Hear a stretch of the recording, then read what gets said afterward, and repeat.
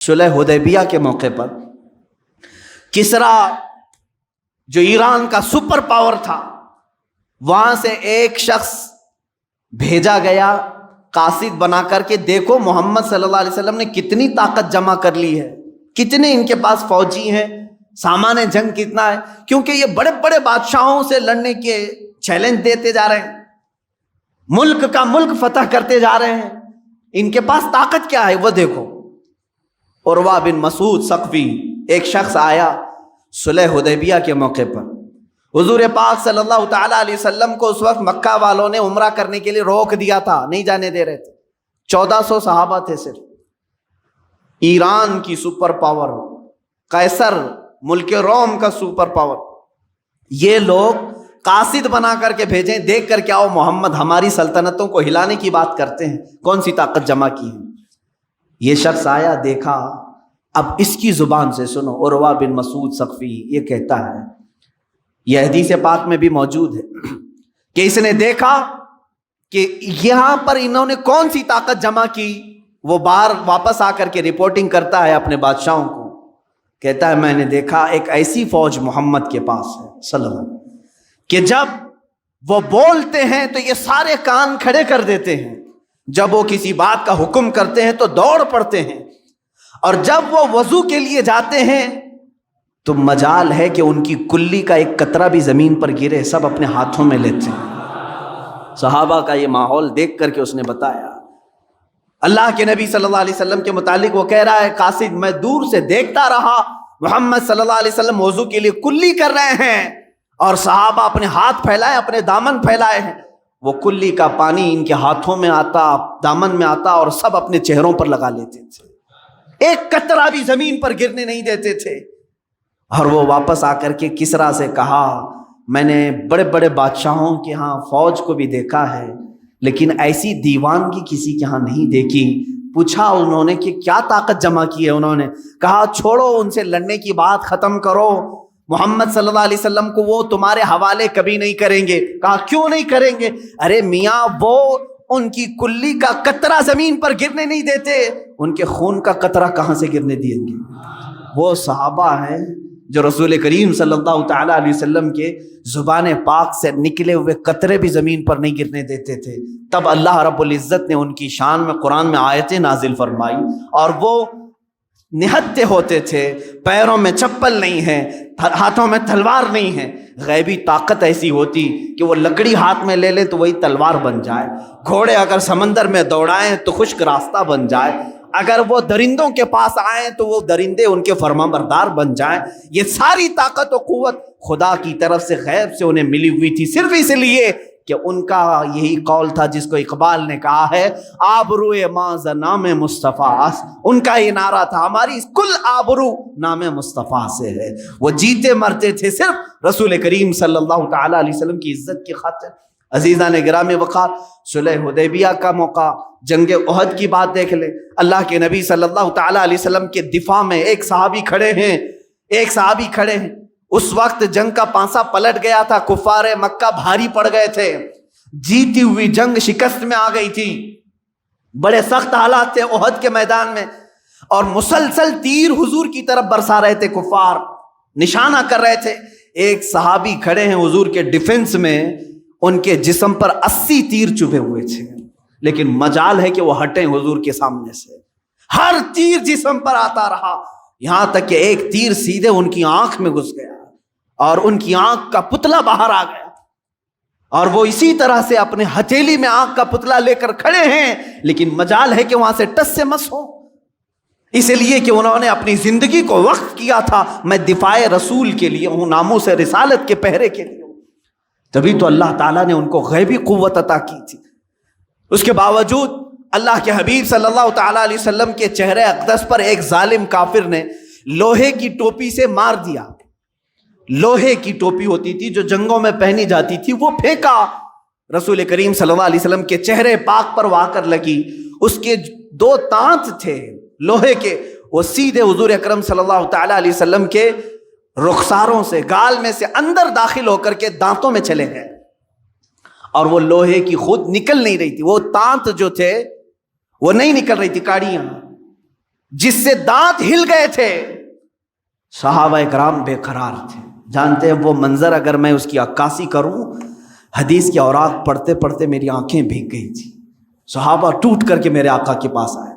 صدیق اکبر کہتے ہیں یا رسول اللہ، میں یہ دانت کے یہ کاڑیاں میں نکال دوں گا، یہ کڑیاں میں نکال دوں گا. حضرت عمر ہیں، حضرت عثمان ہیں اور دیگر صحابہ ہیں. وہ لوگ کسی نہ کسی طرح سے یہ رسول کریم صلی اللہ تعالیٰ علیہ وسلم کے رخسار میں چبھے ہوئے ان کڑیوں کو نکالنا چاہتے ہیں. کس حالت میں جانتے ہیں؟ کس حالت میں؟ ان صحابہ میں سے ہر ایک کے جسموں پر بڑے بڑے تیر چبھے ہوئے ہیں. وہ تیروں کے ساتھ حضور کے ساتھ کھڑے ہیں. کسی کو اپنے جسم کا تیر نکالنے کی فکر نہیں، رخسار رسول پر لگی ہوئی کڑیاں نکالنے میں وہ بے قرار ہیں. اسی اسنا میں ایک صحابی حضرت ابو عبیدہ بن جراح رضی اللہ تعالیٰ حضرت صدیق اکبر کو پیچھے کرتے ہیں، کہتے ہیں ابو بکر آپ پیچھے ہٹ جاؤ، اس لیے کہ یہ جو کڑیاں ہیں یہ نکالنے جائیں گے تو حضور کے 2 دانت تو شہید ہو جائیں گے، حضور کے 2 دانت شہید ہو جائیں گے. حضرت ابو بکر صدیق نے کہا تو نکالنا تو ہوگا ورنہ یہ زہر پیدا کر سکتا ہے. حضرت ابو عبیدہ بن جراح آئے، اجازت مانگی، یا رسول اللہ صلی اللہ علیہ وسلم مجھے نکالنے کی اجازت دیں. کیسے نکالا جانتے ہیں؟ رخساروں میں چبھی ہوئی کڑیوں کو اپنے دانتوں سے پکڑ کر کھینچنے لگے. ہاتھ سے نکال سکتے تھے، دانتوں سے پکڑ کر کھینچنے لگے. جب دانتوں سے کھینچا اپنے تو حضور صلی اللہ علیہ وسلم کے 2 دانت شہید ہوئے، ساتھ ہی حضرت ابو عبیدہ بن جراح کے 4 دانت ٹوٹ گئے. ان کے دانت ٹوٹ گئے. جب وہ کڑی کھینچ کر کے نکالے ان کے دانت بھی ٹوٹے. اس کے بعد وہ کھڑے ہو کر کے مسکراتے ہیں، کہتے ہیں ابو بکر میں نے آپ کو صرف پیچھے اس لیے ہٹایا کہ ہاتھ سے نکالتے تو ہمارے ہاتھ کو تو کچھ نہیں ہوتا لیکن رسول پاک کے دانت شہید ہو جاتے ہیں. میں نے اپنے دانتوں سے اس لیے نکالا کہ حضور پاک صلی اللہ علیہ وسلم کے اگر 2 دانت جائیں تو پھر ہمارے منہ میں کسی کے دانت ہونا ہی نہیں چاہیے، ہم سلامت کیسے رہیں. جب میرے دانت گر گئے تو مجھے اللہ رب العزت کی ذات پر یہ یقین ہوا کہ مولا تبارک و تعالیٰ مجھے معاف فرمائے گا کہ میرے بھی کفارے کے طور پر دانت گئے ہیں. وہ صحابہ کی الفت تھی میرے عزیزوں، وہ صحابہ کی الفت تھی. ان کے بارگاہ مصطفیٰ کے جو لگاؤ ہیں، یہ آداب ہیں، یہ آج دہرانے کی ضرورت ہے. امت بھول چکی ہے ان معاملات. حضرت ابو ایوب انصاری رضی اللہ تعالیٰ میزبان رسول ہیں، سب کو معلوم ہے.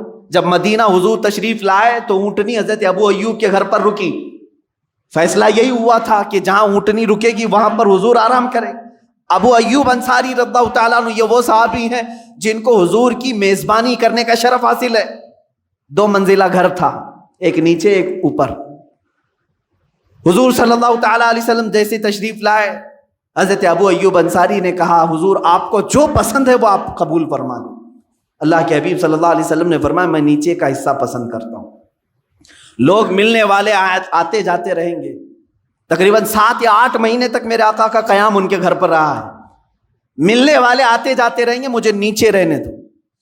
نیچے اللہ کے حبیب صلی اللہ علیہ وسلم رہنے لگے. حضرت ابو ایوب انصاری اور ان کی زوجہ اوپر گئے، جاتے ہی بے قراری آ گئی. اللہ کے حبیب صلی اللہ علیہ وسلم نیچے آرام فرما ہے اور ہم اوپر کیسے سوئیں؟ پوری چھت پر سوتے نہیں تھے، کونے میں دبک کر بیٹھے رہتے تھے. پوری رات بیٹھے ہوتے. وہ کہتے کہ یہ ادب کے خلاف ہے، اللہ کا حبیب زمین پر سو رہا ہو اور میں پہلے منزلے پر کیسے سو؟ نہیں سوتے تھے، پوری رات اس طرح سے کونے میں بیٹھے رہتے. ایک دن ان کے گھر میں پانی کا مٹکا مٹی کا تھا، ٹوٹ گیا، پانی بہہ گیا چھت پر. چھپرے کی چھت ہوتی تھی. جانتے ہیں حضرت ابو ایوب انصاری کے ہاں ایک ہی کمبل تھا، ایک ہی لحاف تھا. وہ پورا لحاف انہوں نے پانی میں بھگو دیا. جو کپڑے تھے وہ پھاڑ پھاڑ کر پانی میں بھگو دیا، جمع کر لیا. سخت ٹھنڈیوں کی راتیں تھی. اسی لحاف کو شوہر اور بیوی دونوں اوڑھ کر کے صبح تک بیٹھے رہے، صرف اس لیے کہ پانی کا ایک قطرہ بھی میرے مصطفیٰ کی ذات پر نہ جائے. اللہ کے حبیب صلی اللہ علیہ وسلم کی نیند میں خلل نہ آنے پائے. یہ مقام مصطفیٰ صحابہ اکرام سے سیکھو میرے عزیزوں. ان دلالوں سے کیا سیکھو کہ جو آج حکومت کے تخت پر بیٹھے ہیں، جن کو نام مصطفیٰ کی کوئی قدر نہیں، اسی لیے سرکار مفتی اعظم ہند رضی اللہ تعالیٰ عنہ نے اعلان کیا تھا مدینہ طیبہ میں، تیرے حبیب کا پیارا چمن کیا برباد، الہی نکلے یہ نجدی بلا مدینے سے۔ اللہ ان کی دعا قبول کرے، ان ظالموں کو جزیرۃ العرب سے دور کرے۔ آج دل روتا ہے میرے عزیزوں، رسول کریم صلی اللہ تعالیٰ علیہ وسلم کی عظمت پر حملے کرنے والے وہ لوگ ہیں جو ٹڈی دل ہیں، ان کے ہاں کوئی ہمت نہیں۔ اگر مسلم دنیا صرف اور صرف ایک بار ان سے یہ کہہ دے کہ اللہ کے حبیب صلی اللہ تعالیٰ علیہ وسلم کے لیے ہم جان بھی فدا کرتے ہیں، ہم اپنے ہر جمعہ کے خطبے میں یہ کہتے ہیں الا لا ایمان لمن لا محبت لہ، اس کا ایمان ہی نہیں جس کے سینے میں ان کی محبت نہیں۔ ہم تو انہی کی محبت میں جینے مرنے کی قسمیں کھاتے ہیں، لہٰذا اس نبی کی ذات پر کچھ نہ کہو، ہمیں جو کوسنا ہے کوسو، ہم تو برے ہیں، ہم بد اخلاق ہیں، ہم بد عمل ہیں، ہمیں گالیاں دے دو، لیکن میرے آقا صلی اللہ تعالیٰ علیہ وسلم کی شان میں کچھ نہ کہا جائے۔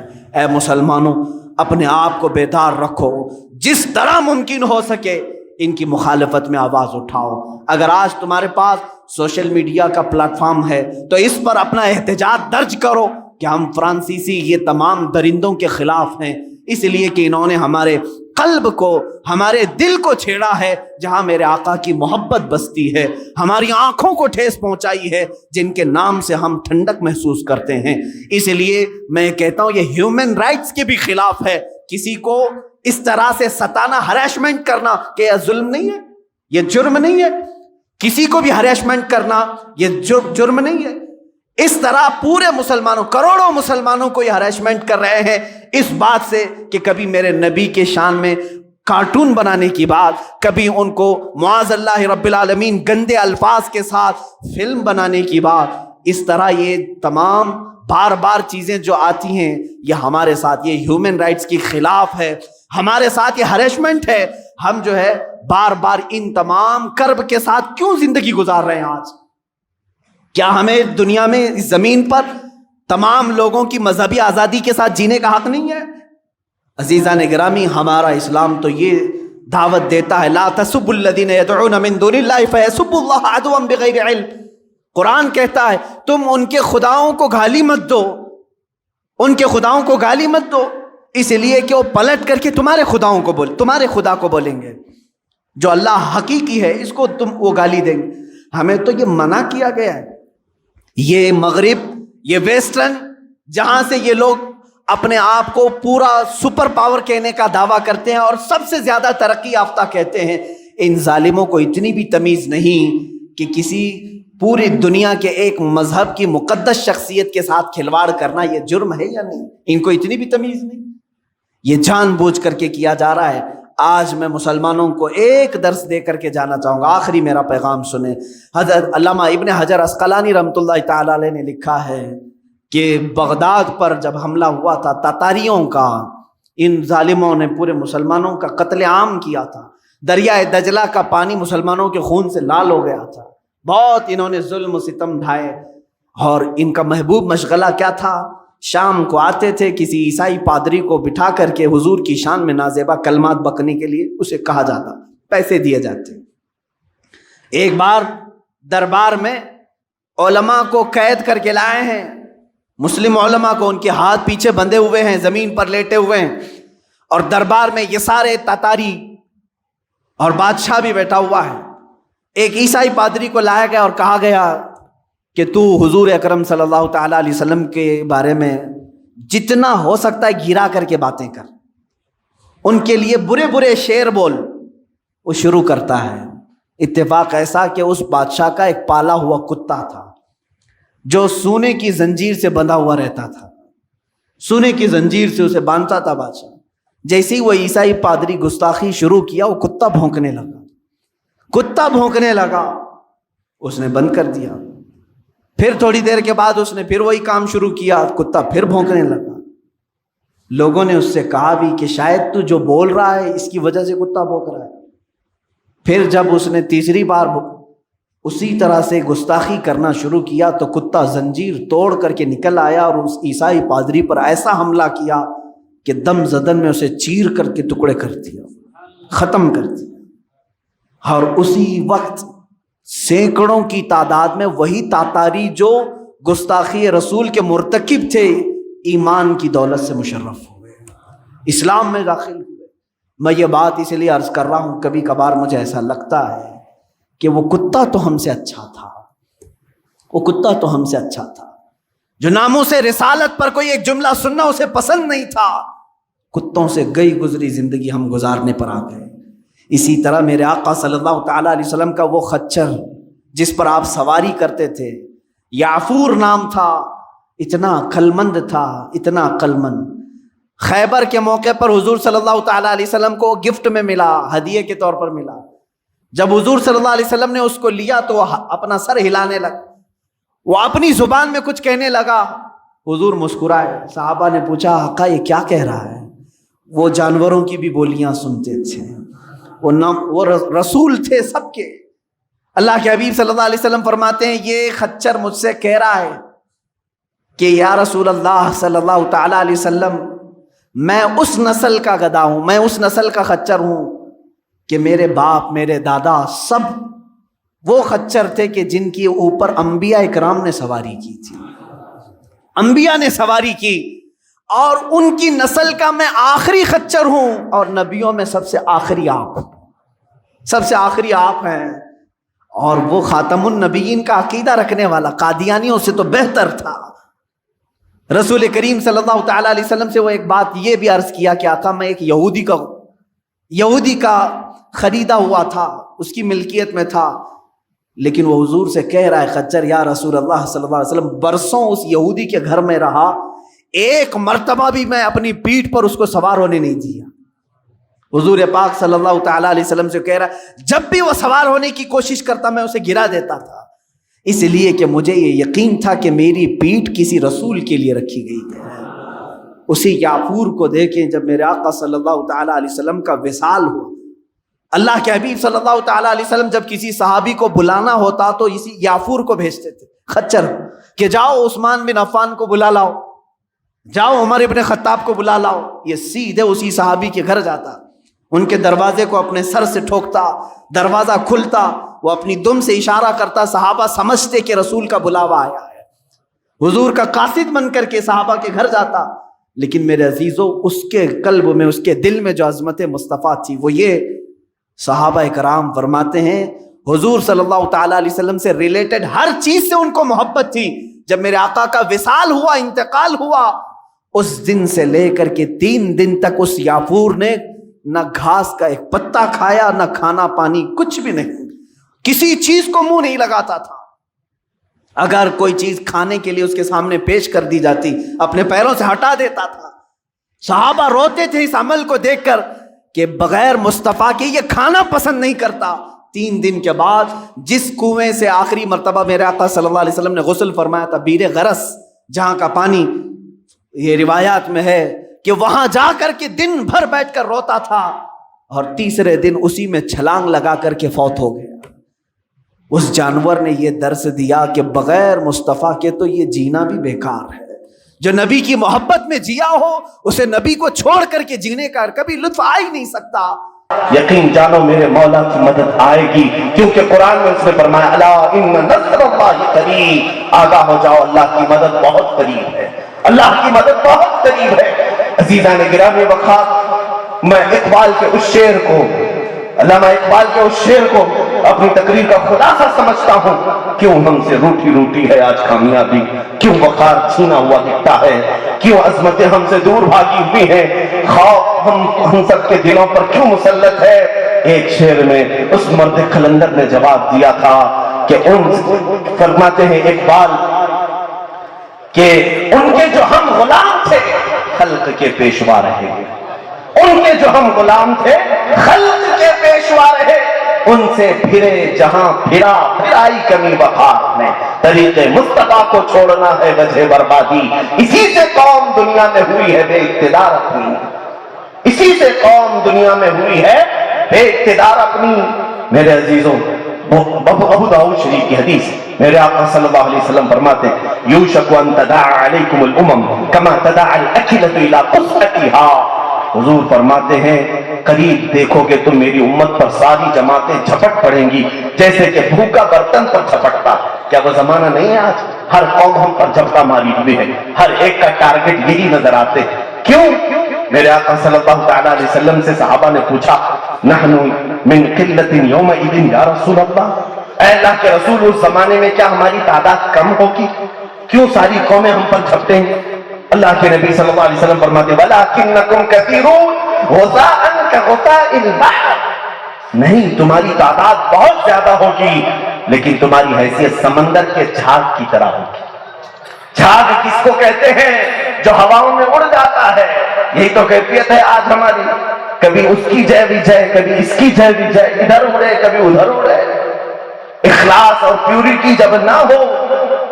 اب اس کے بعد میرے آقا صلی اللہ علیہ وسلم فرماتے ہیں وَلَا يَقْذِفَنَّ عَلَىٰ قُلُوبِكُمُ الْوَهْنَ, اللہ تمہارے دلوں پر وہن ڈال دے گا. وہم نہیں, وہن. آج کی بات نہیں, میرے آقا صلی اللہ علیہ وسلم فرماتے ہیں مجھے اللہ نے ایک مدد یہ فرمائی, 500 میل دور بھی ہو تو میرے دشمنوں کے دل پر اللہ میرا رعب ڈالا. میرے آقا صلی اللہ علیہ وسلم کے صحابہ, تابعین اور ان کی سچی امت کا بھی ایسا ہی رعب دشمنان اسلام پر اللہ نے ڈال رکھا ہے, لیکن یہ بدل جائے گا. فرماتے میرے آقا صلی اللہ علیہ وسلم قیامت کے قریب تمہارے دلوں پر کافروں کا رعب آ جائے گا, تمہارے دلوں پر کافروں کا رعب آئے گا, دشمنوں کا رعب آئے گا. صحابہ نے پوچھا ایسا کیوں ہوگا یا رسول اللہ؟ میرے آقا فرماتے 2 چیزوں کی وجہ سے, حب الدنیا و کراہیت الموت.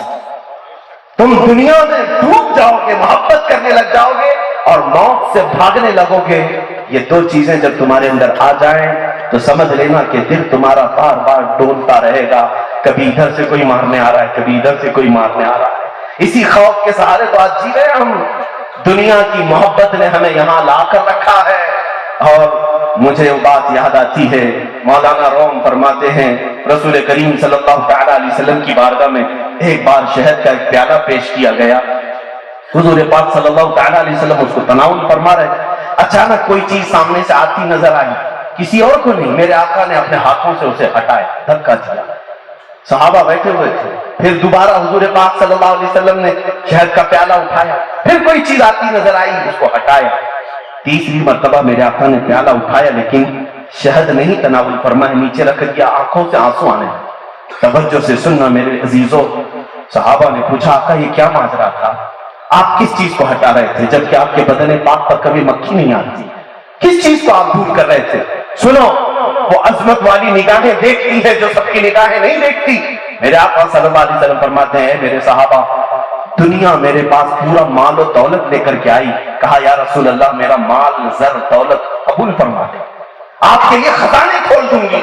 میرے آقا نے فرمایا میں نے دھکا دے کر دور کیا, مجھے فقر پسند ہے, مجھے فقر پسند ہے, میں نے دنیا کو ترک کیا. وہ چلی گئی. تھوڑی دیر کے بعد دوبارہ میں شہد پینا چاہ رہا تھا. دنیا اپنے حسن و جمال کو لے کر آئی. کہا یا رسول اللہ میرا حسن و جمال قبول کر لیں, ہر طرح کی حسین سے حسین شہزادیاں آپ کی خدمت میں رکھوں گی, ہر طرح کا حسن آپ کے قدموں میں آ جائے گا. میرے آقا فرماتے میں نے اس کے حسن و جمال کو بھی دھکا دے کر دور کیا. 2 چیزیں, دولت و مال کو بھی دور کیا, حسن و جمال کو بھی دور کیا. تیسری مرتبہ دنیا میرے پاس آئی, کہنے لگی یا رسول اللہ صلی اللہ علیہ وسلم آج تو میرے دولت و مال کو بھی آپ نے ٹھکرایا, حسن و جمال کو بھی ٹھکرایا, لیکن آپ کے بعد آپ کی امت ایسا نہیں کر سکے گی, وہ میری یہ دونوں چیزیں لے لے گی, آپ سے دور ہو سکتی. میرے آقا فرماتے ہیں میں نے دنیا کی یہ بات سنی تو میرے امت کی جدائی کے غم میں مجھے آنسو آ گئے. کیا میری امت دنیا کی طلبی کے لیے, حسن و جمال کے لیے میرے آقا کو چھوڑ دے گی؟ آج ہو بھی تو رہا ہے میرے عزیزوں. ہم نے رسول کریم صلی اللہ تعالی علیہ وسلم کی عظمت کو چھوڑا ہے صرف 4 دوستوں کو منانے کے لیے. پوچھا کسی نوجوان سے کیوں میاں تم یہ داڑھی کیوں چھلا کر گٹر اور نالیوں میں بہاتے ہو, کیوں؟ بس ہم کو 4 لوگوں کے ساتھ اٹھنا بیٹھنا رہتا ہے, دھندا پانی ہے, جاب ہے, فلاں ہے, وہ ہے. تم نے دنیا کے لیے اپنے نبی کی عظمتوں کو نکال دیا. اور میں کہتا ہوں جن لوگوں کو راضی کرنے کے لیے تم نے اپنی شناختیں بدل دی, یہ تو تمہاری قبر پر مٹی ڈال کر 5 منٹ بھی نہیں بیٹھتے. جب قبر کی تختیاں تمہاری بند ہوتی ہیں وہ نہ دوست آتا ہے، نہ وہ بھائی آتا ہے، نہ تمہارا وہ آفیسر آتا ہے جس کو دکھانے کے لیے تم سجدے سنورتے تھے، آتا ہے قبر میں تو مدینے کا تاجدار آتا ہے۔ رسول پاک صلی اللہ تعالیٰ علیہ وسلم تشریف لاتے ہیں، فرماتے ہیں مشائخ اعظام اولیاء کاملین فرماتے ہیں قبر کے اس سوالوں کے وقت جب تم سے یہ پوچھا جائے گا، فرشتے پوچھیں گے نا 3 سوال، سب کو معلوم ہے نا، تمہارا رب کون ہے، تمہارا دین کیا ہے، اور میرے آقا قبر میں ہوں گے، فرشتے ان کی طرف دکھا کر پوچھیں گے ان کے بارے میں تو کیا کہتا تھا۔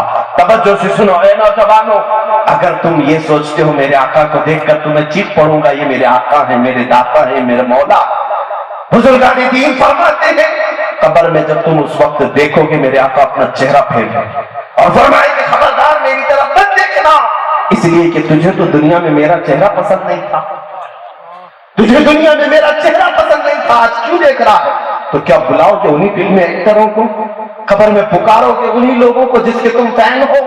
کیا آ جاؤ ہم تمہارا ہیئر اسٹائل اپناتے تھے، تمہارے کپڑوں کی طرح کپڑے پہنتے تھے، تم نے اگر پینٹ پھاڑ لی تو ہم بھی پھاڑ دیتے تھے، بلاؤ گے قبروں میں ان کو؟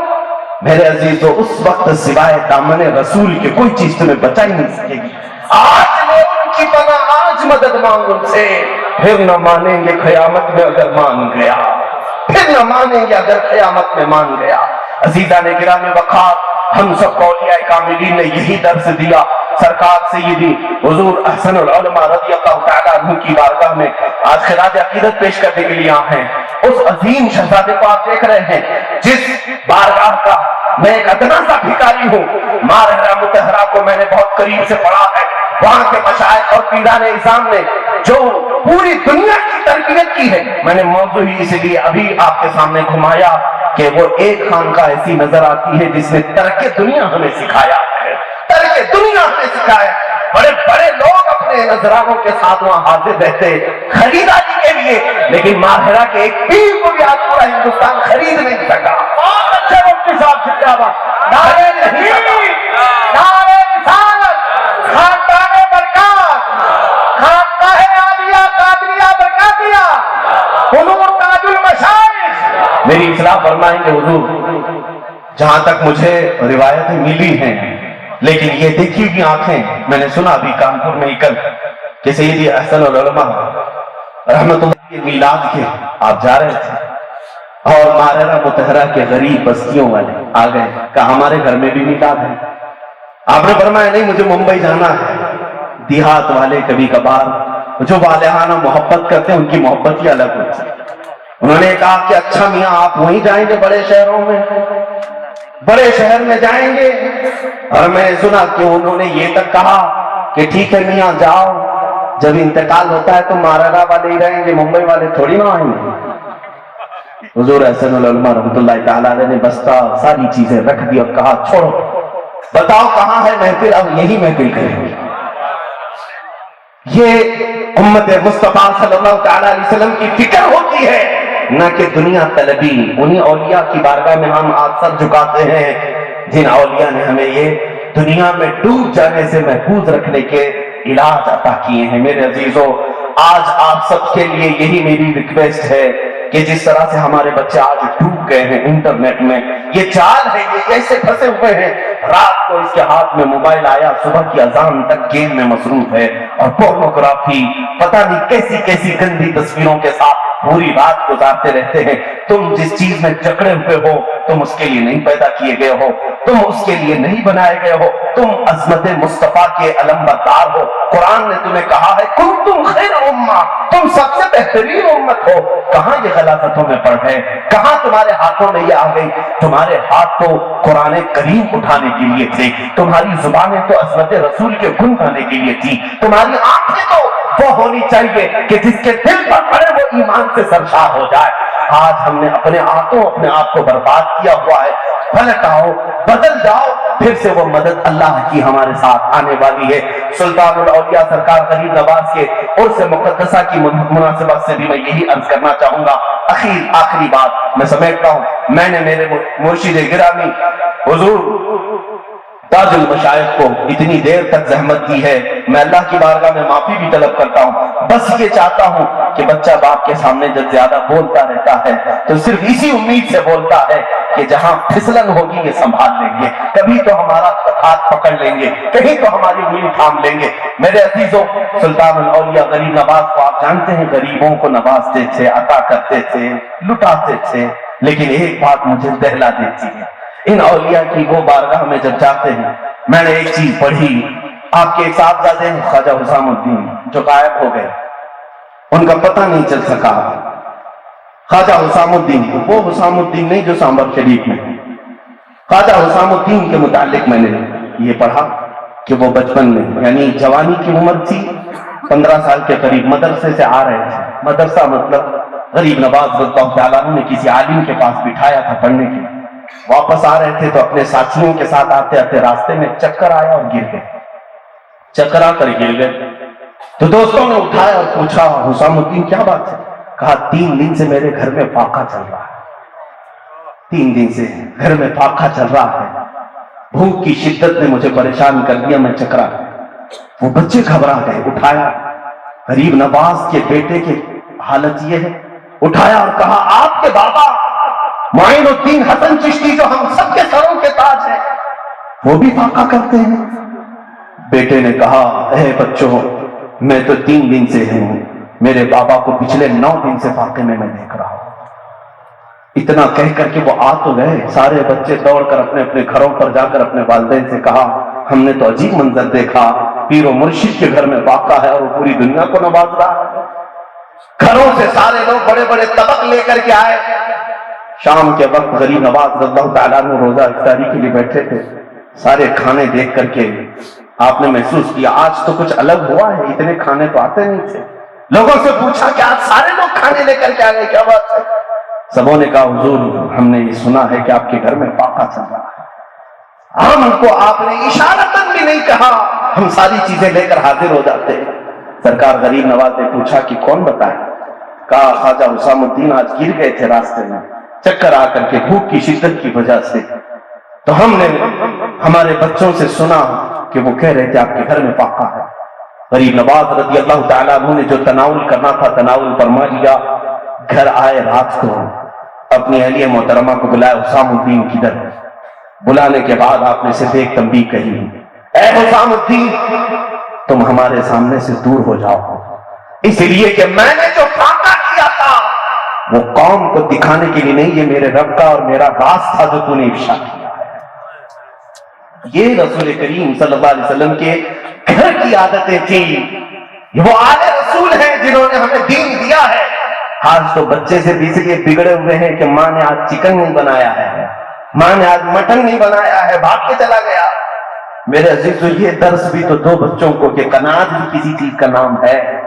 رسول کریم صلی اللہ تعالیٰ علیہ وسلم نے جو ہمیں تربیت دی ہے اس تربیت کو بھی اپنے بچوں کے اندر منتقل کرو۔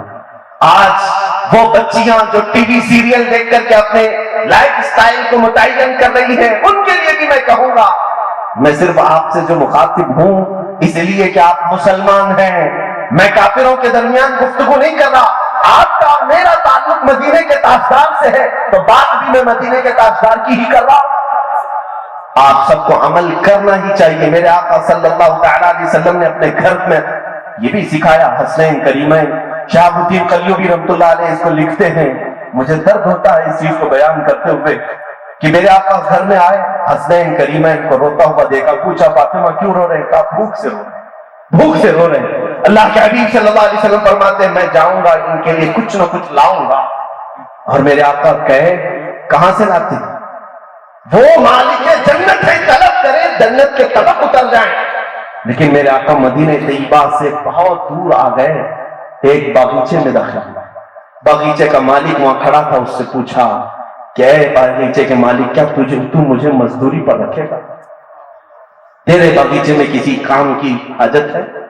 اس نے کہا ہاں، یہ دیکھو یہ کنواں ہے، اس میں ڈول ڈالو، پانی اٹھاؤ اور میرے کھجوروں کے باغیچے میں کھجوروں کے درختوں کی سینچائی کرو، ایک ڈول نکالو گے تو 2 کھجوریں دوں گا۔ اللہ کے حبیب صلی اللہ علیہ وسلم کی بات کر رہا ہوں، میرے نبی کونین صلی اللہ علیہ وسلم کی بات کر رہا ہوں۔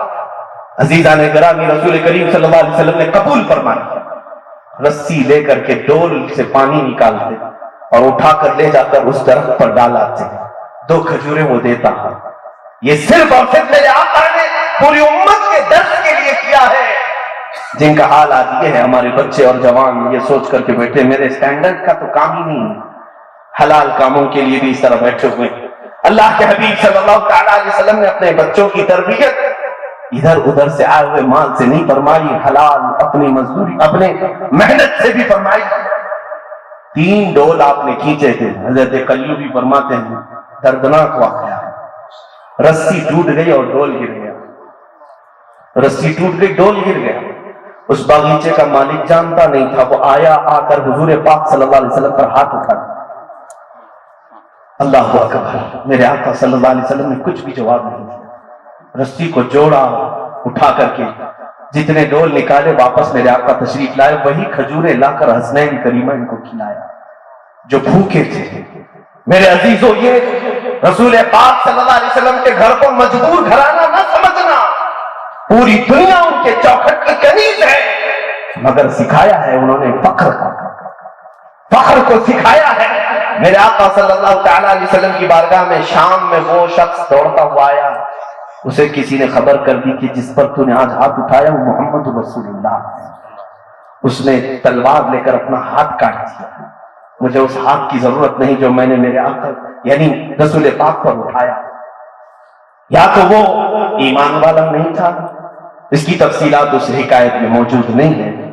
اللہ کے حبیب صلی اللہ علیہ وسلم کے پاس جب وہ دوڑتا ہوا آیا، میرے آقا نے اپنا لعاب پاک لگا کر پھر سے ہاتھ کو جوڑ دیا اور کچھ بھی مواخذہ نہیں فرمایا۔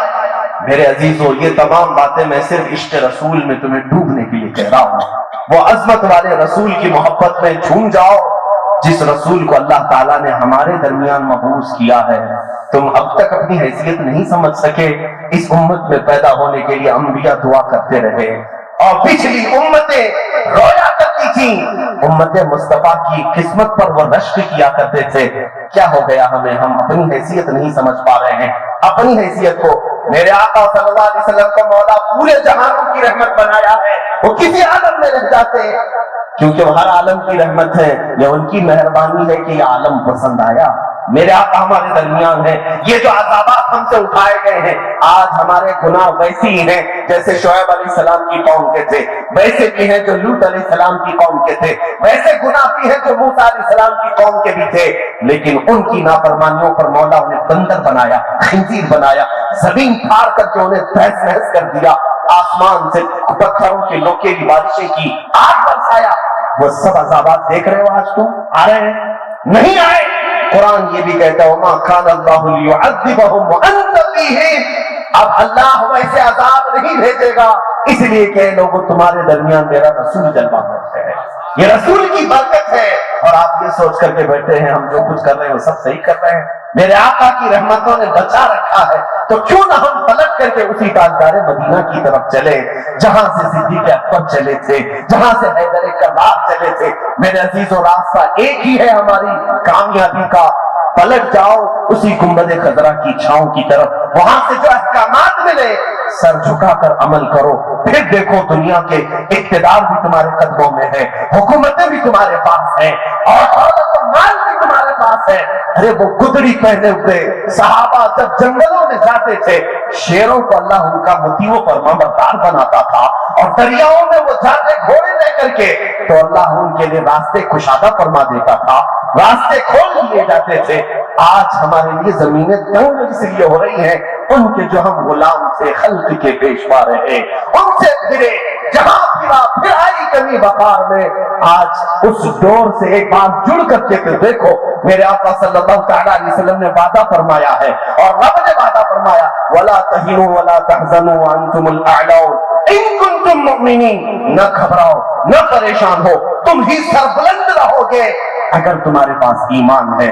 تم یہ طاغوتی قوتوں سے ڈرتے ہو، یہ شیطانی دجالی قوتوں سے ڈرتے ہو جو 5 سال کے لیے کسی تخت پر بیٹھی ہوئی ہے، ان سے خوف کھا رہے ہو۔ ایمان والا تو اس سے بڑے فرعونوں سے بھی نہیں ڈرتا، اس سے بڑے نمرودوں سے بھی نہیں ڈرتا، لیکن آج ڈر صرف اس لیے ہے کہ ان کے جو ہم غلام تھے، بات اسی پر آ سکتے۔ اگر غلامی کا پٹا پڑا ہو دنیا کی کسی بھی چیز سے خوف نہیں آتا۔ حضرت سفینہ فرماتے ایک صحابی ہے، جنگل میں راستہ بھٹک گیا، مدینے سے چلا تھا، واپس مدینے کا راستہ نہیں مل رہا تھا، اچانک ایک شیر کے دہاڑنے کی آواز آئی اور وہ شیر قریب سے قریب آتا گیا۔ میں خوف نہیں کھایا، منہ پھاڑ کر کے شیر میرے قریب آیا، میں نے پکار کر کے کہا اے غریبے، اے مفترس، میں محمد عربی کا غلام ہوں۔ رسول پاک صلی اللہ علیہ وسلم کا میں نے نام لیا، وہ شیر سر جھکائے میرے قریب آیا اور پیروں کو چاٹنے لگا جیسے کوئی وفادار کتا اپنے مالک کے ارد گرد گھومتا ہے، پھر دم ہلانے لگا۔ میں اس کے دم کی اشاروں کو سمجھا نہیں، بعد میں شیر کبھی آگے پیچھے ہوتا رہا، میں اس کے پیچھے چل پڑا۔ جانتے ہو جو حیوان درندہ پھاڑ کھاتا ہے، حضرت سفینہ فرماتے ہیں اسی شیر نے مجھے مدینے تک کا راستہ بتایا۔ یہ ہے رب تبارک و تعالیٰ پوری کائنات کو تمہارے لیے مسخر فرمائے گا، ایک بار ان کے ہو کر کے تو دیکھو۔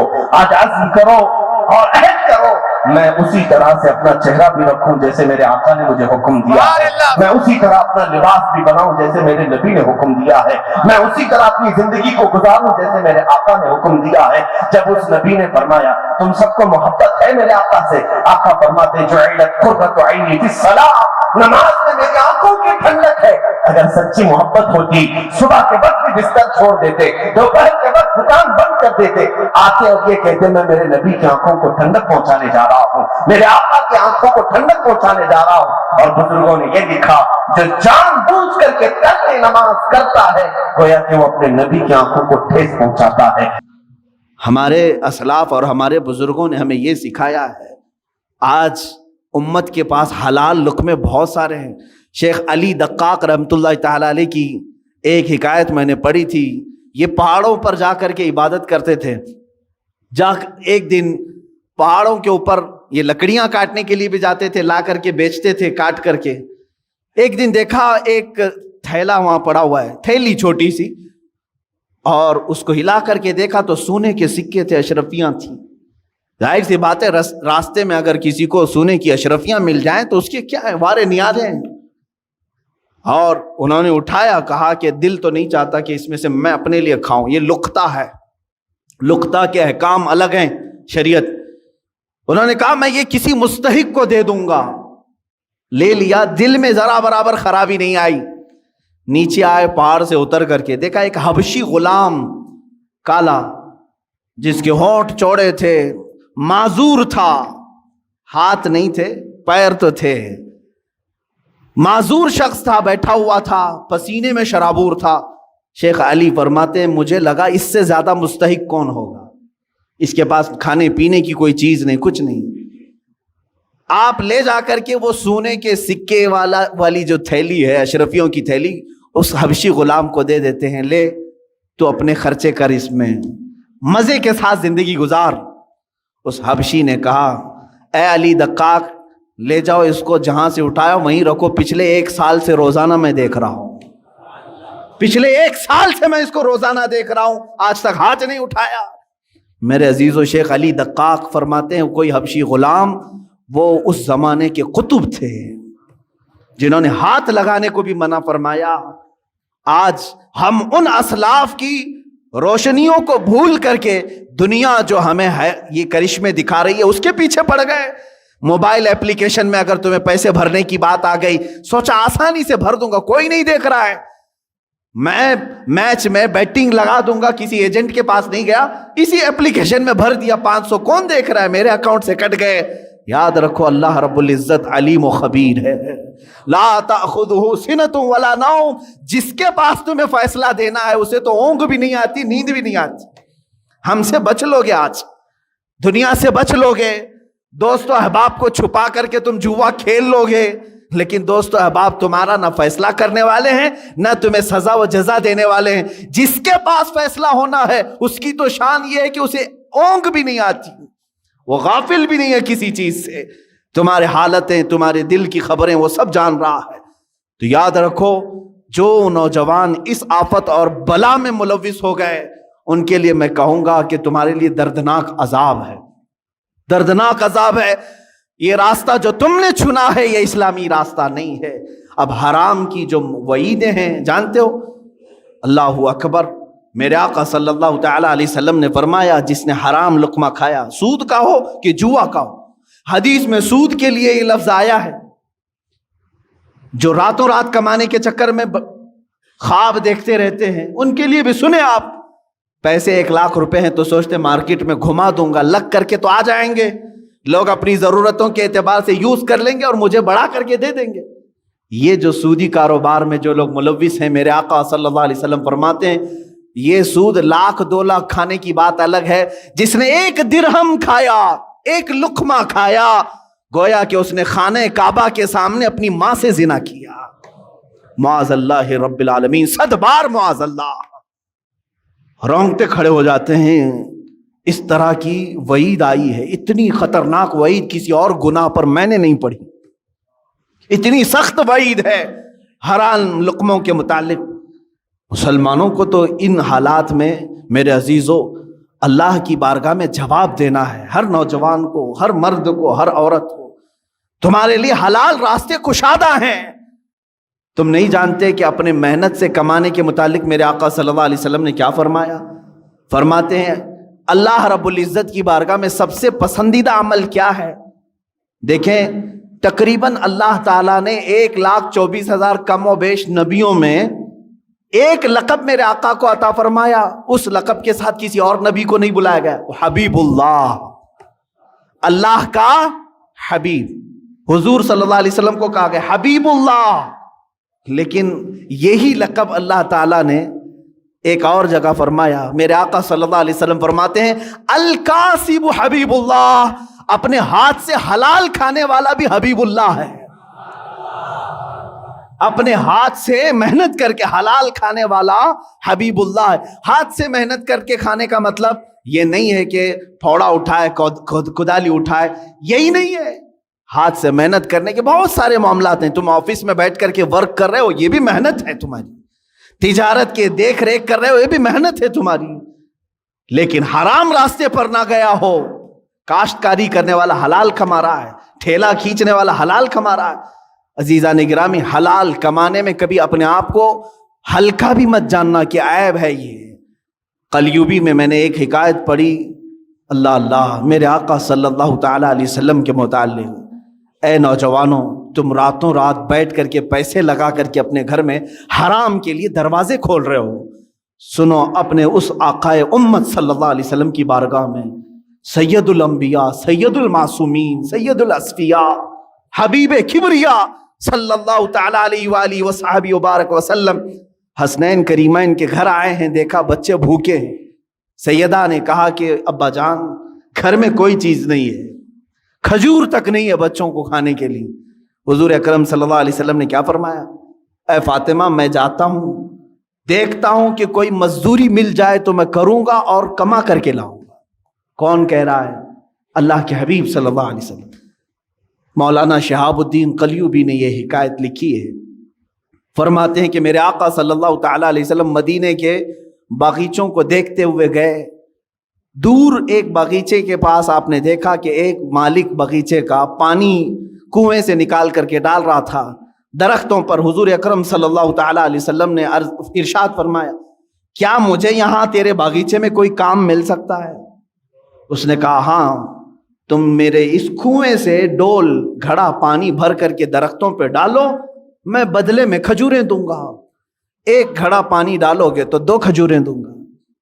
اللہ کے حبیب صلی اللہ تعالی علیہ وسلم نے رسی لی، اس گھڑے کو باندھا، ڈول کو باندھا اور پانی کھینچنا شروع فرمایا اور اپنے ہاتھوں سے اٹھایا اور درخت پر ڈالا، درخت کو سینچا، 2 3 4 درختوں کو سینچا، چوتھی یا تیسری مرتبہ رسی ٹوٹ گئی اور گھڑا ڈول کنویں میں گر گیا۔ یہ اللہ کے حبیب صلی اللہ تعالی علیہ وسلم کی بات کر رہا ہوں۔ میرے عزیز بچوں، نوجوانوں، جب تمہارے ہاتھ میں حرام کاریاں شیطان دے دے تو میرے نبی کو یاد کر لینا اس دن۔ میں آج کیا کر رہا ہوں؟ مدینے کے تاجدار صلی اللہ تعالی علیہ وسلم اپنے ہاتھ سے رسی کھینچ کر کے، ان کو تو اللہ جنت کے دسترخوان اتارتا تھا، لیکن اپنی امت کے لیے میرے آقا نے یہ درس دیا، رسی ٹوٹ گئی، گھڑا اندر گر گیا، باغیچے کا مالک نہیں جانتا تھا، آیا اس نے ہاتھ اٹھا دیا، مزدوروں کے ساتھ جس طرح کیا جاتا ہے۔ اللہ کے حبیب صلی اللہ تعالی علیہ وسلم نے جواب نہیں دیا، میرے آقا صلی اللہ تعالی علیہ وسلم نے جواب نہیں دیا، اس لیے کہ میں مزدوری کر رہا ہوں یا کام کر رہا ہوں۔ آپ نے گھڑے کو نکالا، پھر رسی کو باندھ کر کے اس کو دے دیا۔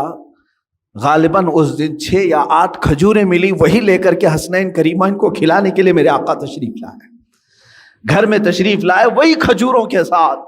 کائنات کا آقا و مولا اپنے ہاتھوں سے کما کر کے اپنے بچوں کو کھلا سکتا ہے، اور تم راتوں میں بیٹھ کر کے گیمبلنگ کر کے جوئے کھیل کر کے اپنے گھر کو جہنم کی آگ سے بھرنا چاہتے ہو؟ کیسی امت ہے میرے آقا کی۔ حضور اکرم صلی اللہ تعالی علیہ وسلم نے کسی کو یہ چیز بیان نہیں کی، لیکن جس نے ہاتھ اٹھایا تھا اس کے بعد اسے احساس ہونے لگا کسی حسین چہرے پر میں نے ہاتھ اٹھایا ہے، چاند جیسا کوئی میرے باغیچے میں اترا تھا۔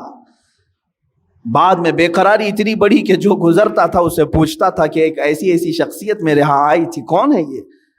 لوگوں نے کہا کہ وہ تو محمد رسول اللہ تھے صلی اللہ علیہ وسلم۔ اس نے کہا وہی ہے؟ کہا ہاں۔ اس نے ندامت اور شرمندگی کی وجہ سے تلوار اٹھائی اور اپنا ہاتھ کاٹ دیا۔ کہا مجھے اس ہاتھ کی ضرورت تھی، میں نے ہاتھ اٹھا دیا۔ اسی حالت میں وہ مسجد نبوی آیا، اللہ کے حبیب صلی اللہ تعالی علیہ وسلم کے پاس شام کے وقت آیا، زاروں قطار رونے لگا، مجھ سے گستاخی ہو گئی، میں نہیں جانتا تھا، ہاں میں نے کبھی یہ نہیں سوچا تھا کہ اللہ کا رسول باغیچے میں میرے آ کر کے ڈول سے پانی سینچے گا، پانی نکال کر کے درختوں پر ڈالے گا۔ اللہ کے حبیب صلی اللہ علیہ وسلم نے کسی کو کچھ نہیں کہا، اس کے ہاتھ کو لے کر کے پھر سے مونڈے سے جوڑا اور اپنا لعاب پاک لگا کر بھیج دیا، صحیح ہو گیا وہ بچہ۔ میں نے کلیوبی میں یہ بات پڑھی ہے، صرف اس لیے عرض کرتا ہوں آج بچوں کو، نوجوانوں کو، تم کو شیطان یہ راستہ دکھاتا ہے کہ تم جہنم کی آگ اپنے گھروں میں، اپنے برتنوں میں، اپنے پتیلیوں میں بھر دو حرام رزق سے، اور اللہ کا حبیب صلی اللہ تعالی علیہ وسلم تمہیں یہ درس دیتا ہے، رسول کریم صلی اللہ علیہ وسلم تمہیں یہ راستہ دکھاتے ہیں کہ تمہارا گھر حلال کی برکتوں سے منور ہو جائے، تم کھاؤ نور پیدا ہو۔ جس کے گھر میں حلال رزق ہوتا ہے اس کو عبادتوں کا ذوق بڑھ جاتا ہے، اس کے سجدوں میں لذت زیادہ ہو جاتی ہے، وہ مسجد سے نکلنے کی خواہش کبھی نہیں کرتا، وہ اللہ کی بارگاہ میں ملاقات کی خواہشیں زیادہ کرنے لگ جاتا ہے۔ حلال جب جسم کے اندر نہ ہو تو پھر اس کے پیٹ میں غلاظتیں ہی زیادہ، افکار و نظریات خراب، پراگندہ اور ہمیشہ حرام کاری کرنے کی خواہشیں پیدا ہونے لگتی ہیں۔ سیم یہی مثال ہے کہ اس پیٹ میں تم غلاظت ڈالو گے، ہاتھوں اور پیروں سے غلیظ کام ہی ہوں گے۔ حلال لقمے ڈالو تو آنکھوں سے بھی نور چمکے گا، زبانوں سے بھی شہد ٹپکے گا، ہاتھوں اور پیروں سے بھی نیکیوں کے کام ہوا کریں گے۔ رزق کا بڑا اہم رول ہے اسلامی زندگی میں، اگر مسلمان اس کی توجہ نہیں کرتا تو میں سمجھتا ہوں وہ ظاہری مسلمان ہے، باطن میں جہنم کی آگ بھر رہا ہے، باطن میں دوزخ کی آگ بھر رہا ہے۔ سیدنا حبیب اعجمی رحمت اللہ تعالی علیہ کے بھی متعلق یہی ہے، وہ سود کا کاروبار کرتے تھے، لیکن ایک دن ان کی بیوی نے دیکھا کہ گھر میں پتیلی رکھے ہیں، گوشت اور سالن چڑھا کر کے گئے، پکنے کے بعد دیکھا تو پوری کی پوری ہانڈی میں خون بھرا ہوا تھا، سود کی رقم تھی۔ بیوی نے کہا کہ یہ جب لوگوں کا سود لیتے ہو تو یہی ہوگا، ہو سکتا ہے اللہ تعالیٰ تمہیں اپنی طرف بلانے کے لیے نشانی دی ہے، ورنہ تو اکثر کو اللہ تعالیٰ نشانی بھی نہیں دیتا کہ ان کے لیے آخرت کا عذاب ہے۔ تمہیں اللہ تعالیٰ ایک موقع دیا ہے۔ اسی دن وہ توبہ کر کے اپنے گھر سے نکل گئے۔ ہاں میں جانتا ہوں جو حرام کاریوں میں ملوث ہیں ان کے لیے اب محنت کرنا مشکل ہو جاتا ہے۔ بڈی کے کاروبار کرنے والے سوچتے ہیں اب تک تو بیٹھ کر کے نواب بن کر کے کھاتا تھا، لیکن اب اگر یہ نہیں کروں گا تو محنت، ہاں تمہاری آزمائش بھی ہوگی۔ حبیب اعجمی فرماتے ہیں 9 دن تک مسجد میں بیٹھتا تھا، کوئی کام مجھے آتا ہی نہیں تھا۔ شام کو بیوی پوچھتی تھی کیا کچھ کما کر کے لائے، کہتا کہ میں ایک اچھے مالک کی ہاں خدمت کر رہا ہوں، وہ کہہ رہا ہے کل دے دوں گا، کل دے دوں گا، کل دے دوں گا۔ کسی کے ہاں خدمت نہیں کرتے تھے، مسجد میں بیٹھ جاتے تھے۔ شرمندگی تھی بیوی کے پاس بولنے کے لیے، بیوی یہی کہتی تھی صبر کر لوں گی، ایک نہ ایک دن تمہارا مالک دے ہی دے گا جس کے ہاں تم مزدوری کر رہے ہو۔ 9 دن ہو گئے، پیر بھاری ہو گئے تھے گھر جانے کے لیے کہ آج بھی بیوی پوچھے کہ آج کچھ مزدوری ملی کہ نہیں ملی، کیا بولوں گا؟ لیکن گھر پہنچے تو دیکھا گھر میں روشنی ہے، دسترخوان بچھا ہے، طرح طرح کے کھانے بنے ہوئے ہیں، گھر میں 1 روپیہ نہیں تھا۔ بیوی سے آ کر پوچھا یہ سب کہاں سے آئے؟ کہا تم جس کے یہاں مزدوری کرتے ہو اسی کمپنی کا ایک خادم آیا تھا، سارے کھانے دے کر کے گیا ہے اور کہا اے خاتون اپنے شوہر سے کہہ دینا اس کی خدمت مالک کو بہت پسند ہے۔ مالک نے یہ کہا اور خدمت کرے گا اور مزید نعمتیں دیں گے۔ حبیب اعظمی چیخ پڑتے ہیں، کہتے ہیں میں جس کے ہاں خدمت کر رہا ہوں وہ کوئی نہیں جانتا، میری بیوی بھی نہیں جانتی۔ اسی دن اپنے گھر سے نکل گئے اور فنا فی اللہ کا مقام حاصل کیا۔ حضرت حبیب اعظمی رحمۃ اللہ تعالی علیہ بغداد کے ان مشہور اولیاء کاملین میں شامل ہوئے جن کی بارگاہ میں حضرت فضیل بن عیاض بلکہ سرکار بغداد غوث اعظم عبد القادر جیلانی رضی اللہ تعالیٰ عنہ بھی ادب سے نام لیا کرتے تھے۔ جب تم حرام کو چھوڑو گے اللہ تعالیٰ حلال 1000 دروازے کشادہ بھی کرے گا، کھولے گا تمہارے لیے۔ عزیزان گرامی، میں یہی آخری میسج دینا چاہوں گا، جو بھی مجھے سن رہے ہیں، اے نوجوانوں توبہ کرو، سچی توبہ کرو۔ دنیا تمہارے مال سے اور تمہارے پیسوں سے اپنی اینٹیں بنا رہی ہیں اور تمہیں اس کا ذرا برابر بھی شعور نہیں ہے۔ تم ہر جگہ لوٹے جا رہے ہو، ہر جگہ تمہارے اس مال کے ساتھ کھلواڑ ہو رہا ہے۔ چٹ فنڈ کمپنیاں آتی ہیں تمہیں لوٹ کر کے جاتی ہیں، لٹیرے آتے ہیں تمہارے محلوں میں 1,00,000 کو 2,00,000 کرنے کے بہانے سب کے پیسے لے کے بھاگ جاتے ہیں۔ کاروبار میں اس طرح کا منافع دینے کی وعدے کرتے ہیں، اتنے بھر دو، اتنے % تم کو ہر مہینے ملتا رہے گا، وہاں پر تم لوٹے جاتے ہو۔ میچ کوئی اور کھیل رہا ہے، پیسے تمہارے جا رہے ہیں، کوئی اور کھیل رہا ہے، پیسے تمہارے جا رہے ہیں۔ یہ سب کیا ہے؟ تمہارے حلال کمائی کو دنیا نگل جانا چاہتی ہے۔ یاد رکھو اللہ رب العزت کی بارگاہ میں ہر چیز کا حساب ہوگا۔ اللہ کی بارگاہ میں دعا ہے مولا ہم سب کو حلال کھلائے اور حلال پر ہی خاتمہ فرمائے۔ درد دل مسلم مقام مصطفیٰ است، مسلمان کا دل اگر تڑپے تو نبی کونین صلی اللہ علیہ وسلم کے لیے تڑپے۔ اگر حضور اکرم صلی اللہ تعالیٰ علیہ وسلم کی محبت تمہارے قلب میں نہیں آئی ہے تو تمہارا ایمان بھی نہیں ہے۔ اس لیے کہ حضرت عمر فاروق رضی اللہ تعالیٰ عنہ جو عشرہ مبشرہ میں سے ہیں، امیر المومنین ہیں، خلیفہ رسول ہیں، حضور اکرم صلی اللہ علیہ وسلم کی بارگاہ میں آئے، کہا یا رسول اللہ صلی اللہ علیہ وسلم میں اپنی دنیا کی ہر چیز سے زیادہ آپ سے محبت کرتا ہوں، میری اولاد، میرے ماں باپ، میرے مال متاع، سب چیزوں سے زیادہ میں آپ سے محبت کرتا ہوں، لیکن جان سے زیادہ نہیں۔ حضور اکرم صلی اللہ علیہ وسلم نے فرمایا عمر تمہارا ایمان مکمل نہیں ہوا۔ کس کو کہا جا رہا ہے؟ عمر ابن خطاب رضی اللہ تعالیٰ عنہ کو، تمہارا ایمان مکمل نہیں ہوا۔ اسی دن حضرت عمر فاروق رضی اللہ تعالیٰ عنہ نے عرض کیا آقا اگر اس سے ایمان ناقص رہتا ہے تو آپ گواہ ہو جائیں، آج سے میں اپنی جان سے زیادہ آپ سے محبت کرتا ہوں۔ جان سے زیادہ محبت کرنا یہ ایمان کی علامت ہے۔ لا یؤمن احدکم حتی اکون احب الیہ من والدہ وولدہ والناس اجمعین۔ میرے آقا فرماتے ہیں تم میں سے اس وقت تک کوئی مومن نہیں ہوگا جب تک وہ اپنی اولاد سے، اپنے ماں باپ سے اور تمام انسانوں سے زیادہ مجھ سے محبت کرنے نہ لگے، اس وقت تک وہ پورا مومن نہیں ہو سکتا۔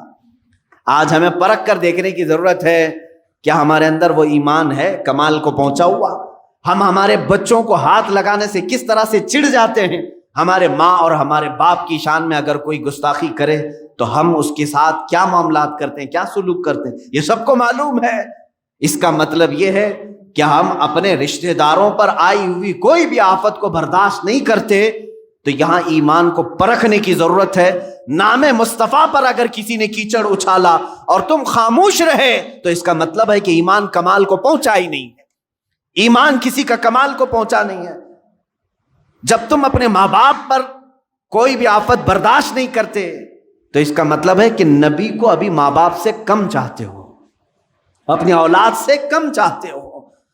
تمہارے مال کے متعلق اگر کوئی تانا مارے تو تم اس کا جواب دیتے ہو، اس کا مطلب ہے کہ نبی کونین صلی اللہ تعالیٰ علیہ وسلم سے ابھی مال سے کم محبت کرتے ہو۔ عزیزان گرامی وقار، میں سب کی بات نہیں کر رہا ہوں، جو میرے آقا صلی اللہ تعالیٰ علیہ وسلم کی عزت اور ناموس کے لیے کھڑا ہوا، چاہے حالات کیسے بھی ہوں، یہ اس کے ایمان کی علامت ہے۔ میں آج یہاں سے بیان کر رہا ہوں، مجھے ضرور معلوم ہے کہ جمعہ کا یہ مجمع اگرچہ مسجد میں محدود لوگ ہوتے ہوں، لیکن اس بیان کو ریکارڈ کر کے میں پوری عالم اسلام نہیں بلکہ پوری دنیا کو یہ پیغام دینا چاہتا ہوں، آبروئے ما زنام مصطفیٰ، ہماری آبرو مصطفیٰ کریم صلی اللہ علیہ وسلم کے نام سے ہے، اور اگر تم نے اس طرف انگلی اٹھائی تو پھر ہمارا زمین پر جینا بھی بیکار ہے، ہم جواب دے کر کے رہیں گے۔ آج فرانس کی گورنمنٹ بھی خاموش بیٹھی ہے چارلی ہیبڈو نام سے، جو گستاخانہ خاکے بنانے کے لیے پوری دنیا میں اعلانات ہو رہے ہیں، یہ جان بوجھ کر کے ہوتے ہیں۔ رسول کریم صلی اللہ تعالیٰ علیہ وسلم کے کارٹون بنانا ہے، اور اس کو یہ کیا کہہ رہے ہیں؟ یہ آزادی رائے ہے، یہ فریڈم آف سپیچ جس کو کہتے ہیں۔ ہر ایک کو آزادی ہے، کسی کے بھی آزادی، تم آپس میں ایک دوسرے کے حلیے بناؤ، اللہ اور اس کے رسول کو اپنی آزادی کا نشانہ ہرگز نہ بناؤ، یہاں کوئی آزادی نہیں ہے۔ اس لیے اس زمانے میں یہ آیت نازل ہوئی ہے، تو میرے عزیزوں اس معاملے کو ہلکا نہ سمجھ لیں۔ اس وقت بھی کہا جا سکتا تھا نا، فریڈم آف سپیچ ہے، مذاق کرنے کا اختیار ہے ہر ایک کو، لیکن میرے عزیزوں مذاق کا تخت کبھی بھی نبی کونین کی ذات اور اللہ رب العزت کی ذات ہم بننے نہیں دیں گے، پوری دنیا میں کہیں پر بھی ہو۔ آج افسوس اس بات کا ہے کہ پوری دنیا میں تقریباً 57 کنٹریز بنام مسلمان ہیں، 57 ملک ہیں، ان میں سے اکا دکا کہیں سے آواز آتی ہوگی، ورنہ سارے یہودیوں کے ایجنٹ بیٹھے ہوئے ہیں جن کے منہ میں انہوں نے اپنی زبان رکھ دی ہے، اور کوئی کہیں سے آواز نہیں کرتا۔ سعودی جو مکمل یہودی بنا جا رہا ہے، یو اے ای، آل نہیان جہاں حکومت کر رہے ہیں اسرائیل کے پٹھو ہیں، یہ تمام وہ کنٹریز ہیں جو جبے کبے بھی پہنتے ہیں، سروں پر رومال بھی رکھتے ہیں، اور پوری دنیا کو مسلمان ہونے کا اعلان بھی کرتے ہیں، اپنے آپ کو ٹھیکیدار سمجھتے ہیں۔ ارے یہ خانہ کعبہ کے خادم اپنے آپ کو کہتے ہیں۔ رسول مختار صلی اللہ تعالی علیہ وسلم کی شان میں نازیبا کلمات بکے جا رہے ہیں، ان میں سے کسی ایک کو بھی بولنے کی ہمت نہیں۔ حد تو یہ ہے، ابھی چند دنوں پہلے خانہ کعبہ میں، مسجد حرم میں، جو دنیا کے تمام مسلمانوں کا قلب سمجھا جائے، دل سمجھا جائے، وہاں کے منبر سے مسجد حرم کا امام لوگوں میں خطبہ یہ دے رہا ہے کہ اے مسلمانوں، اسرائیل سے تعلقات اچھے ہونے چاہیے یہودیوں سے، اس لیے کہ یہ بھی نبی کی سنت ہے۔ یہ کہاں سے بات ہو رہی ہے؟ اب خانہ کعبہ سے، حرم مکہ سے بات ہو رہی ہے۔ یہ بکے ہوئے لوگ ہیں۔ اے مسلمانوں، اب پہچانو۔ میں آپ کو ایک بات بتانا چاہوں گا، آپ لوگ یہ پہلے سے علماء پر طعنہ مارتے تھے، جب بھی کبھی یہاں سے سنی مسلمان مکہ مکرمہ جاتے ہیں، ان بدبخت وہابی علماء کے پیچھے نماز پڑھنے کا دل نہیں کرتا تھا، تو لوگ ہمیں پکڑ کر کہتے لاکھوں لوگ نماز پڑھ رہے ہیں، یہ ایک تم اپنی 1.5 انچ کی الگ مسجد بناؤ گے، ایک جماعت الگ لے کر کے تم نماز پڑھو گے؟ تمہیں ابھی ان کے کرتوت نہیں معلوم، ان کے کارنامے نہیں معلوم۔ میرے عزیزوں، یہ وہی ائمہ حرم ہیں جہاں پر یہ مسجد حرم میں امامت کرنے والے اماموں میں سے ایک امام نے پی ایچ ڈی کی ہے اس بات پر کہ رسول اللہ کے ماں باپ جہنم میں ہیں۔ ان کی پی ایچ ڈی ہوئی ہے اس بات پر، یہ تھیسس لکھ رہے ہیں اس بات پر۔ معاذ اللہ رب العالمین، آج پوری دنیا دیکھ رہی ہے اور سن رہی ہے۔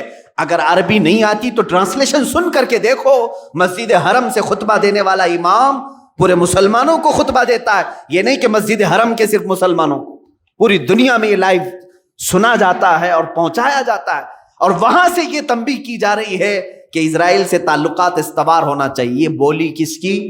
جو تخت پر بیٹھا ہوا ظالم نمرود ہے، اس نے جیسا کہا ویسے ہی امام بولنا پڑتا ہے۔ مسجد نبوی کا امام بھی وہی بولے گا، مسجد حرم کا امام بھی وہی بولے گا، اور جو بادشاہ کے خلاف جائے گا وہ جیل میں جائے گا۔ کئی علماء کو انہوں نے جیل میں ڈالا بھی۔ ہو بہو یہی حال امارات میں ہے، مصر میں ہے، اور بحرین میں ہے۔ یہ سب وہ کنٹریز کے نام میں لے رہا ہوں جن کو بنام مسلم سمجھتے ہیں۔ ایک بات یاد رکھ لینا، ہزاروں نہیں، لاکھوں نہیں، کروڑوں کی بھی بھیڑ ان کے ساتھ ہو، کبھی بھیڑ سے امپریس نہ ہونا، اس لیے کہ حق کی علامت بھیڑ نہیں ہے، حق کی علامت محبت مصطفیٰ ہے، حق کی علامت ناموس رسالت ہے، وہ چاہے ایک کے ساتھ ہو وہی حق پر ہے، لاکھوں اگر بھیڑ کہیں اور ہو۔ اس لیے کہ میرے آقا صلی اللہ علیہ وسلم نے فرمایا قیامت کے دن تم دیکھو گے کچھ نبی، صحابی کی بھی بات نہیں، اولی کی بھی بات نہیں، عالم کی بھی بات نہیں کر رہا ہوں، نبی کی بات میرے آقا فرمانے، کئی نبی ایسے ہوں گے قیامت کے دن جو صرف ایک ہی امتی کے ساتھ آئیں گے، ان کا کل ملا کر کے ان کی زندگی میں ایک امتی بنا ہے، کسی کے ساتھ 2 امتی ہوں گے، کسی کے ساتھ 4 امتی ہوں گے۔ انبیاء کرام، نبی اس حال میں قیامت کے دن آئیں گے، ان کا ایک ماننے والا، کسی کے 2 ماننے والے، تو کیا یہ کہو گے کہ نبیوں کا ایک ہی ماننے والا ہے تو بھیڑ تو دوسری طرف تھی، بھیڑ دوسری طرف تھی۔ میرے عزیزو، یہ بھیڑ کو کبھی بھی معیار نہیں بنایا گیا، کسوٹی نہیں بنایا گیا اسلام میں، ورنہ بھیڑ کو کاؤنٹ کرنے جائیں تو جے جے کرنے والی پارٹیاں ہر میدان میں بھیڑ جمع کرتی ہیں، تو لوگ یہی سمجھنے لگ جائیں گے کہ میدان میں بھیڑ زیادہ ہے تو یہی حق پر ہوں گے۔ بھیڑ جمع کرنا حق ہونے کی علامت نہیں، حق ہونے کی علامت دل میں ناموس رسالت کا اور محبت مصطفیٰ کریم صلی اللہ تعالی علیہ وسلم کا چراغ روشن ہونا ضروری ہے۔ اور میں آپ کو بتاتا ہوں، جن خبثائے زمانہ کی بات میں نے آج آپ کے سامنے کی ہے، یہ مردود زمانہ ہیں، نمرود زمانہ ہیں جو تخت پر بیٹھے ہوئے ہیں، پوری دنیا میں میرے آقا صلی اللہ تعالی علیہ وسلم کے ناموس کے ساتھ کھلواڑ کیا جا رہا ہے۔ ارے اس وقت کو یاد کرو جب ترکی میں صرف سلطنت عثمانیہ تھی، خلافت عثمانیہ تھی، ایک خلیفہ تھا عبد الحمید ثانی، ایک خلیفہ تھا، دوسرے بادشاہوں کی بات نہیں کر رہا ہوں۔ فرانس نے اس وقت بھی میرے آقا صلی اللہ تعالی علیہ وسلم کی شان میں ایک گستاخانہ کتاب شائع کرنے یا فلم بنانے کا اعلان کیا تھا، فلم بنانے کا اعلان کیا تھا۔ تنہا خلیفہ عبد الحمید ثانی نے اعلان کیا تھا مسلم امہ کے لیے کہ اگر فرانس نے یہ فلم بنانے کی کوشش کی تو پھر ہم اس کو منہ توڑ جواب دیں گے، ہم اپنے تمام سفارتی تعلقات ختم کریں گے۔ اور اسی اثنا میں صرف ایک اعلان پر تمام فوجی اپنی پریڈ میں شامل ہو چکے تھے۔ فرانس اس چیز سے اتنا گھبرایا کہ 100 سال ہو گئے آج تک وہ فلم کی طرف دوبارہ نہیں گیا۔ تنہا ایک خلیفہ تھا، یہ 100 سال پہلے کی بات کر رہا ہوں۔ آج 57 ملکوں میں یہ تخت پر بیٹھے ہوئے ہیں نامرد قسم کے بادشاہ، جن کے زبانوں میں ان یہودیوں نے اپنی زبان رکھ دی ہے، اپنی بولی رکھ دی ہے۔ حیرت کی بات ہے، اتنے سالوں سے جو فلسطین کے نادان بچوں کو قتل کرنے والا اسرائیل، یہودیوں کا مرکز، بیت المقدس کو ہمیشہ کے لیے فنا کرنے کے خواب دیکھنے والا اسرائیل، جس کو آج تک مسلم کنٹریز نے قبول نہیں کیا تھا، یہ 1948 میں آ کر انہوں نے ملک بنانے کا اعلان کر دیا، زبردستی قبضہ کر کے فلسطینیوں پر، اور تقریباً پورا فلسطین قبضہ کر لیا۔ تقریباً اب چھوٹے چھوٹے شہر باقی رہ گئے فلسطینیوں کے۔ انہوں نے اپنی کنٹری کا اعلان کیا کہ ہماری خود کی یہ کنٹری ہے، اس کا نام اسرائیل رکھا 1948 سے، 1948 سے، اور آج 2020 میں پہنچ کر ان کا حال یہ ہو گیا کہ انہوں نے اپنے پرانے وعدے ساری چیزیں توڑ کر کے بیت المقدس جہاں ہے وہاں اپنا کیپٹل بنانے کا اعلان کیا۔ امریکہ بھی اس کو تسلیم کر لیا، دوسرے کنٹریز ایک کے بعد دیگرے تسلیم کرتے جا رہے ہیں۔ لیکن شرم کی بات اس وقت ہے جب مسلمانوں کے نام سے مشہور ممالک میں سے UAE، متحدہ عرب امارات، اس کے بادشاہ نے اعلان یہ کیا پچھلے چند دنوں پہلے کہ ہم اسرائیل کو بطور ملک تسلیم کرتے ہیں اور ان کے ساتھ سفارتی تعلقات قائم کرتے ہیں۔ دبئی نے تعلقات قائم کیے، سعودی عرب، جس کو میرے آقا صلی اللہ علیہ وسلم نے جزیرۃ العرب فرمایا ہے، سعودی انہوں نے نام رکھا ہے۔ اللہ کے نبی صلی اللہ علیہ وسلم نے فرمایا اخرج الیہود والنصارى من جزیرۃ العرب، جزیرۃ العرب سے یہود و نصارہ کو پاک کرو۔ حضور اکرم صلی اللہ علیہ وسلم نے جو ہے فرمایا، آج تک عرب شریف تھا، سعودی نے UAE کی حمایت کرتے ہوئے اسرائیل کے پلین اور اس کے تمام ہوائی راستوں کو اپنے ملک کے اوپر سے جانے کی پرمیشن بھی دی۔ در پردہ یہ تمام چیزیں ایک ہی ملک کے لیے ہو رہی ہیں، وہ اسرائیل کی۔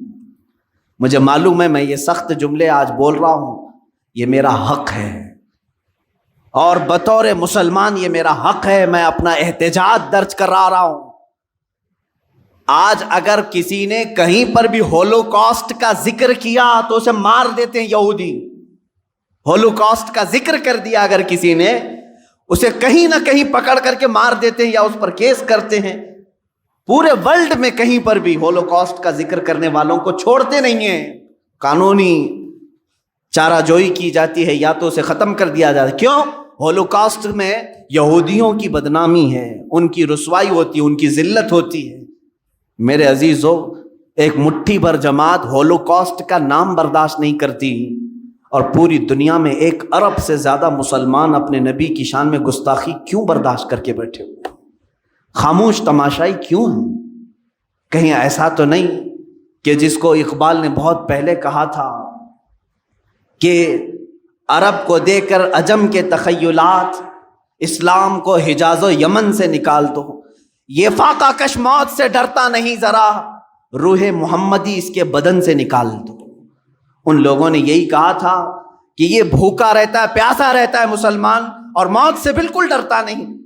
آخر اس کے اندر خوف لانا ہے تو روح محمدی اس کے جسم سے دور کر دو۔